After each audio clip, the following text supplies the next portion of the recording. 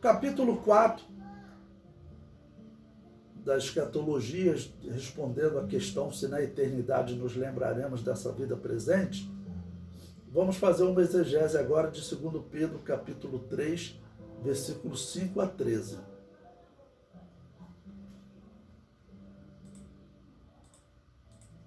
Versículo 5 diz: eles voluntariamente ignoram isto, que pela palavra de Deus, já desde a antiguidade existiram os céus e a terra, que foi tirada da água e no meio da água subsiste. Pela quais coisas pereceu o mundo de então, coberto com as águas do dilúvio. Mas os céus e a terra que agora existem, pela mesma palavra, se reservam como tesouro e se guardam para o fogo, até o dia do juízo e da perdição dos homens ímpios. Bom, o apóstolo Pedro, então, está dizendo que essa terra, ela passará por um processo de fogo. Bom, esse texto ele vai ser usado também por alguns que defendem que na eternidade haverá um esquecimento total de tudo que acontece no mundo hoje. Vamos prosseguir. O versículo 8 diz: mas, amados, não ignoreis uma coisa, que um dia para o Senhor é como 1000 anos, e 1000 anos como um dia. Então, nós, por exemplo, tem quase 6.000 anos, tem cerca de 6.000 anos da criação de Adão até os nossos dias. Então, para Deus se passaram 6 dias, tá ok? 6.000 anos de Adão até nós. De Adão até Jesus passaram-se cerca de 4.000 anos. Então passaram-se cerca de 4 dias.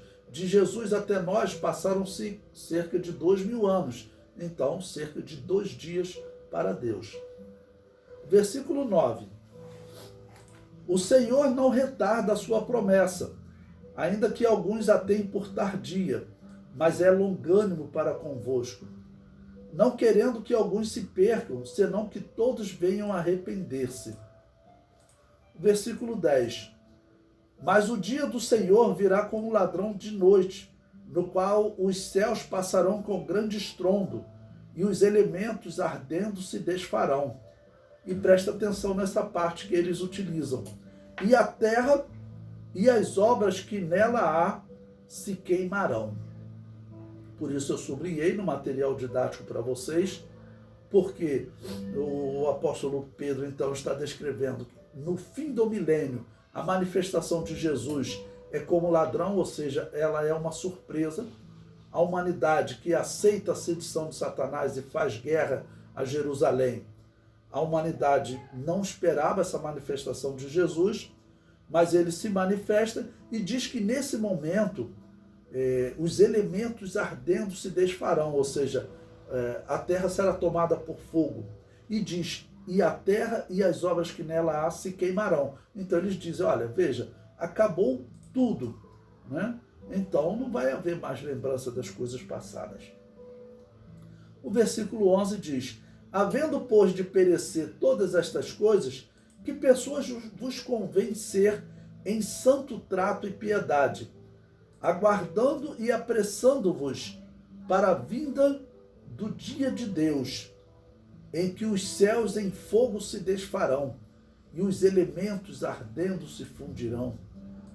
Mas nós, segundo a sua promessa, aguardamos novos céus em nova terra, em que habita a justiça. O comentário diz: neste texto temos que esclarecer o versículo 10, que diz: e a terra e as obras que nela há se queimarão. As obras da terra se queimarão e se desfarão e desaparecerão. No comentário do texto anterior, vimos como a terra foi atingida pelo pecado. Neste texto, Pedro descreve o juízo final que Deus realiza sobre o mundo físico, o que em Apocalipse é descrito assim: e vi um grande trono branco, e o que estava sentado sobre ele, de cuja presença fugiu a terra e o céu, e não se achou lugar para eles. Então, esse texto está dizendo que a terra e o céu fugiram da presença de Jesus. Ou seja, o céu aqui está descrevendo o cosmos, né? O universo. Então, tudo que é físico deixou de existir. O Sol está incluído nesse universo. Então, é a Terra e todo o universo, tudo que é físico vai deixar de existir. O comentário prossegue. Portanto, o desaparecer das obras refere-se ao desaparecer do mundo físico e de toda a contaminação causada pela queda de Satanás e do homem. Como conclusão à exegese destes 4 textos, queremos dizer ainda o seguinte: o único texto que eles usam é Isaías 65:17, isolando o texto do contexto. As outras referências, Mateus 25:31-45, Apocalipse 21 e 2 Pedro 3:5-13, foram resultados de uma pesquisa feita por nós para lançarmos mãos de outros argumentos que eles poderiam vir a utilizar.